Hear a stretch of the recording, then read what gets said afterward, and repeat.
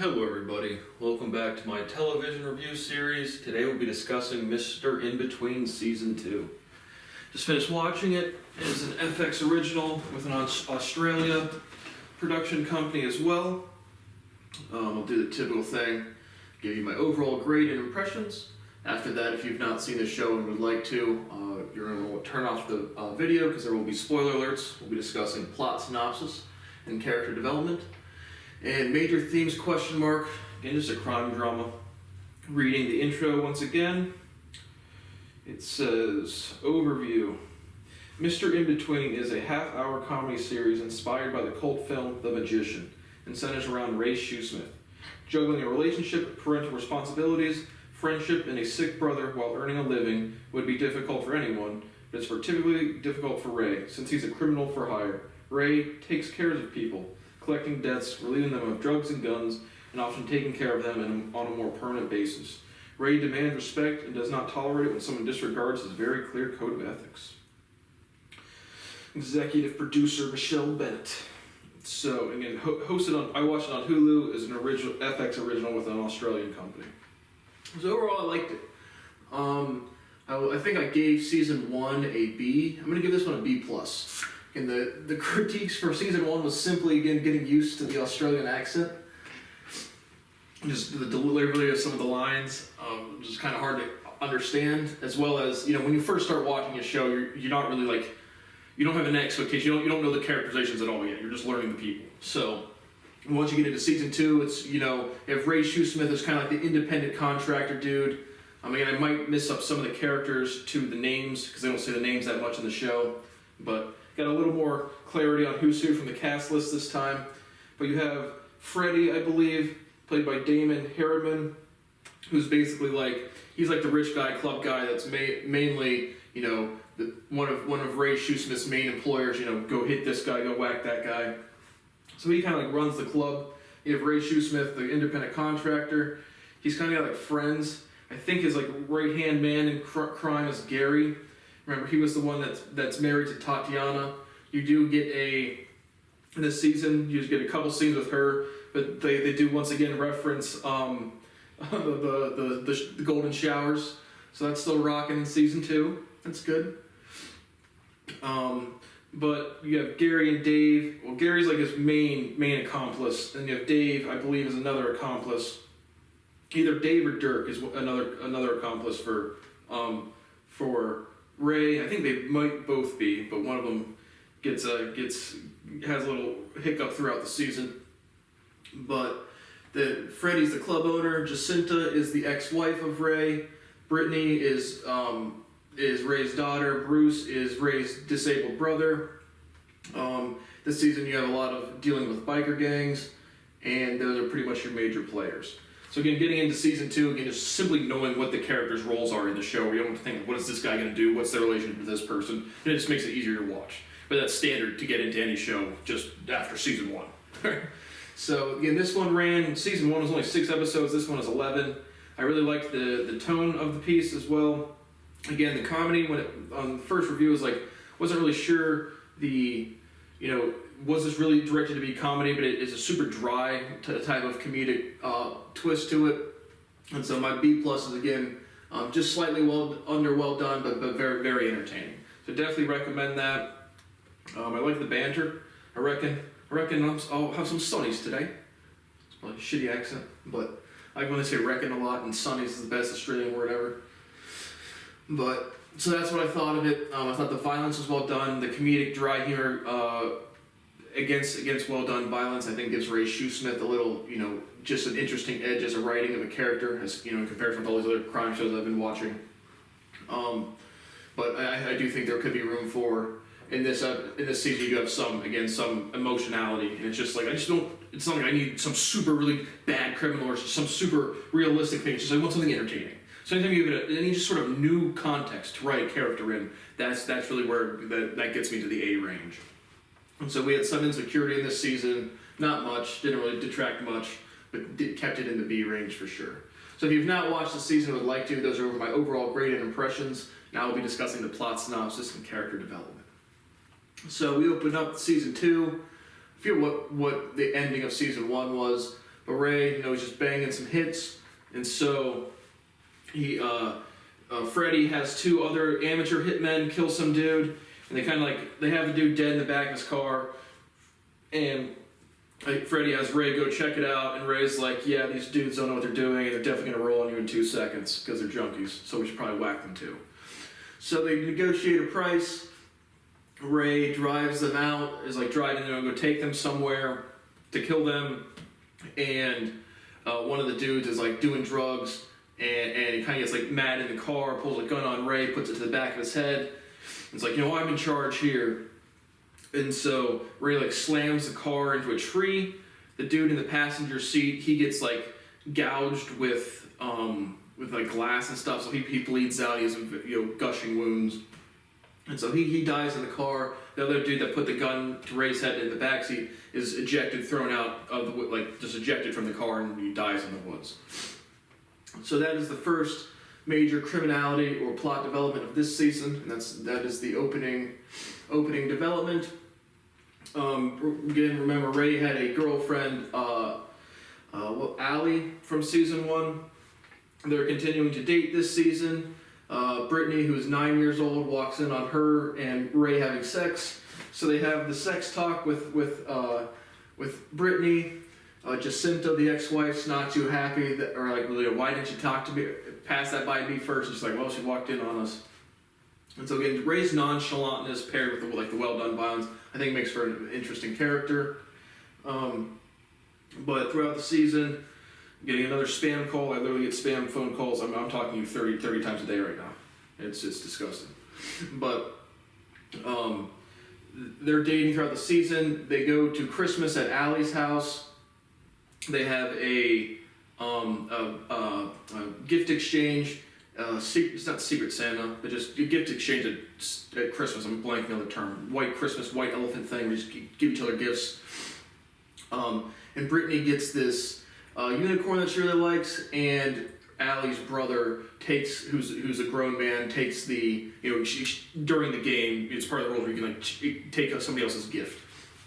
And so takes Brittany's unicorn. And Ray's not too happy about that, confronts him just hey man, why did you take a little girl's unicorn? He's well, because I liked it. And so he throws him through the just a sliding glass door at the parents' house. And so Allie and Ray break up this season because Allie reveals to Ray that she had an abusive ex-boyfriend that used to say, I wouldn't hit you. And after seeing Ray demonstrating violence, breaks up with him. And so that's another thing, again, for crime shows. If the relationship with a girl, if they're not in the know, it's typically a drag on the show. So I thought that was well done in the plot, just to have them break up. But Ray is also going this season, still going to his anger management classes.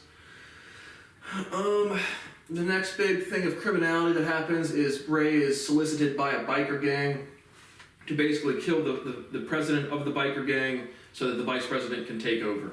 He gets paid $100,000 up front and then $150,000 when it's done. And so that happens, they have the initial interaction, he agrees to do the hit. He's still working with Freddy at this time, I believe. And basically you don't really hear back from the biker gang. This happens in episode 2 or 3, and then you'll hear about from the biker gang about episode 6 or 7. And so, Ray knows the president of the biker gang. There's a couple scenes where they run into each other, the friendly, hey, how you doing? Hey, how you doing? Is Ray going to take out his friend type of deal? And he's offered $250. He's yeah, I'll definitely do that one. So you don't really hear from them until later in the thing, or later in the season.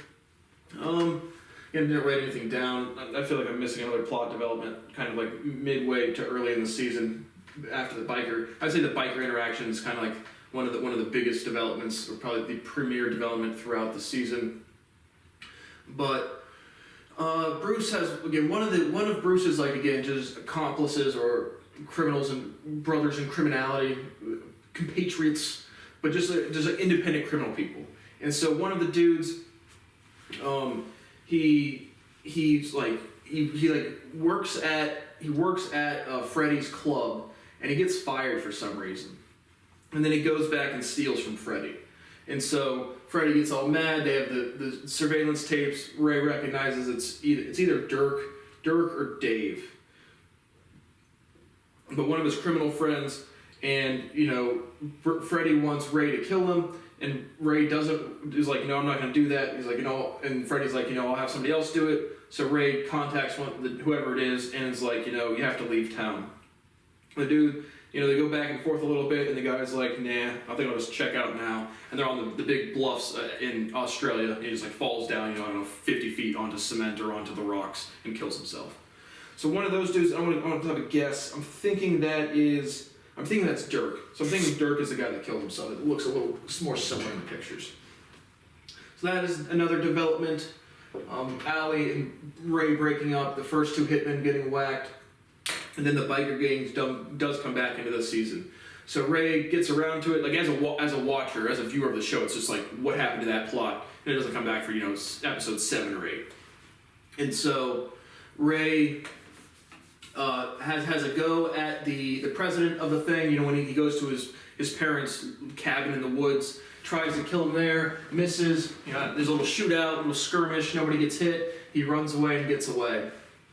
And so after that attempt, basically they have, he lures him out in front of, just like on the street, he tackles him into a van, and it gets him a little bit later. Drives him off into the woods, and basically there's no way you can pay me off. We're just gonna get whacked. And so Ray whacks that dude, and that is the head of the biker gang. And then after that, it seems like, they don't say it explicitly, but it seems like the biker gang is trying to tie up loose ends, and they come back at Ray. So he's out, practice shooting just targets in the woods, and they come back after Ray trying to shoot him up. He kills one of them instantly, like in the shootout. The next guy kind of has a fist fight after they run out of bullets, and they're fighting it out. Ray gets his eyes gouged. He bites the other dude's nose, and then he knocks him out. And I think he cuts his head off with a shovel. They don't show that part, but they killed Ray's dog. So after he knocks the dude out, the first two biker dudes come at him. One of them shot dead. The other one's knocked out. And after Ray's in complete control, it looks like he cut his head off with a shovel. But they don't show that part. But so he kills the two biker dudes that came back after him after he killed the president of the biker gang. And then the current president, the dude that the old vice president that had killed the original president, he's now president, and Ray captures him as well. And does he kill him instantly? I forget what he does with that guy, but I'm sure he says he has $650,000, and so they go basically try to find the money. The other dude runs off, and like I said, Gary seems to be Ray's best friend or right-hand man in crime. Dave is also working with him, so Ray's with Dave at this point. Gary's like a sniper in the woods, and Dave doesn't know Gary's there. So they're going to kill the current president of the biker gang. He's like, I have this money. He's like, all right, take us to us. So they go there. There is money, but the dude has handcuffs around his ankles, and he thinks apparently, they negotiate, if I give you this money, you're gonna let me live. So apparently the dude starts running. So obviously in the writing, the character's just gonna think, there was actually money there, but they're just gonna kill me anyway. So, and that's what Ray said they were gonna do with the first president. So probably not too bad insight from that guy. But I don't know. I don't think they get him. I think he gets away. But they definitely shoot at him. Gary starts firing in the woods, and Dave's like, "Who the fuck is shooting?" So decently funny scene for if there's actual intended comedy aspect to the show. Again, I just think it gives it a dry tone, which is a little different than a lot of crime shows, which is interesting to me. So that kind of happens there. There was a couple other minor crime incidences that I was blanking on earlier in the season. Ray helps get somebody's. I think this is in this season, but he helps get somebody's daughter who was abused or killed or something. Finds that out and what exactly happened to her and resolves that with a guy. And then also there's one other thing where a guy solicits Ray to kill this woman because he was having an affair and says the woman's going to blab on him. And then Ray confronts the woman and realizes she was pregnant. And the guy said she was asking him for $2 million in blood money or ransom or bribe money to keep quiet or whatever. And Ray confronts her and sees she's pregnant and she was just asking for child support. So he is not he's not happy with that guy, and I don't think he kills that guy, but that's another some minor development earlier in the season. So those two things happen. I forgot about that. What else? So after they kill the biker guy, that's kind of towards the end of the season. Ray and Freddie, the club owner, they break off their relationship. I believe Ray roughed up some people, or his buddy fucked up some people or something, and so Ray can't work at the club anymore. And I watched episode 9, pretty just like not really watching it. So it was some development in episode 9, or it was either episode 9 or 10 that I didn't watch super close. So I'm not exactly sure why Ray and Freddie broke off their relationship, but they fracture in this one. You just have a couple scenes with Jacinta and Tatiana. Vinnie Williams, who is Vinnie Williams? I don't know. Vinnie Williams is, I think he might be, he's one of the 2 biker presidents. And so kind of like the last major development of the season is you have, you do meet Ray's father. You get just one scene and Ray is not on good terms with him. You don't really get exactly why he is not on good terms with him, unless it was some 1 or 2 lines in an Australian accent that I didn't pick up. But his brother Bruce, he deteriorates throughout the season, and earlier in the season he's like, when it's time when my time comes, will you help me, Ray? And he's like, yeah.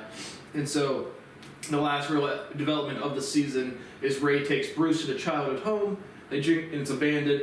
They drink some beers, rummage around a little bit, reflect on some nostalgia, and then Ray helps euthanize Bruce with some just injectable thing to kill him. So Bruce is put down, but because he was sick, Ray helped him.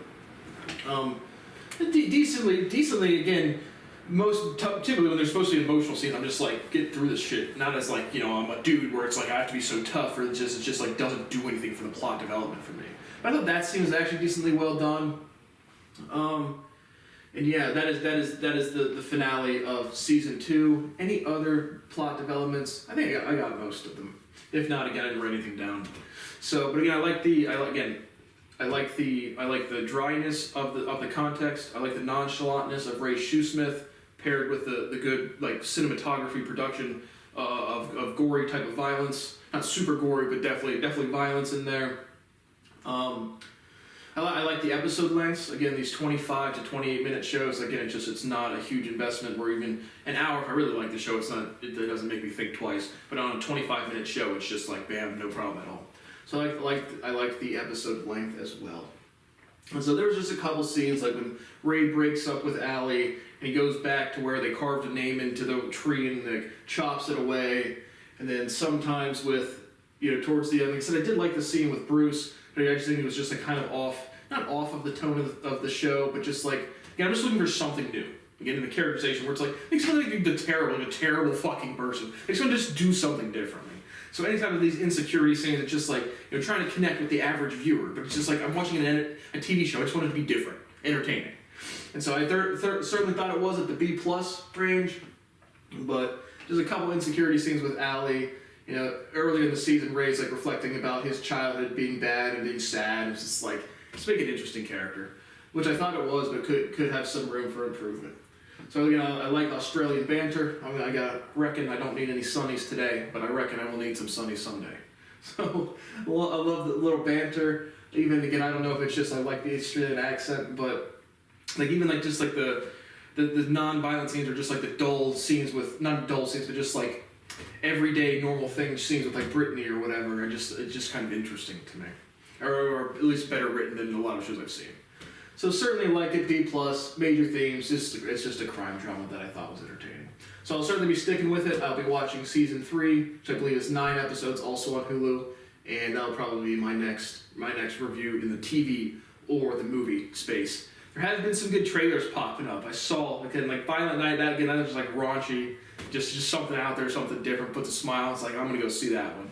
The other one, Cocaine Bear, that looks like this movie cycle seems to be a lot more just something interesting where it's not the same stuff every single time. I'd rather see another Cocaine Bear trailer than another superhero movie coming out. So I'll definitely be hitting the theaters for those movies, probably Way of the Water as well. But thank you for watching my review of Mr. Inbetween Season 2. See you on the next one.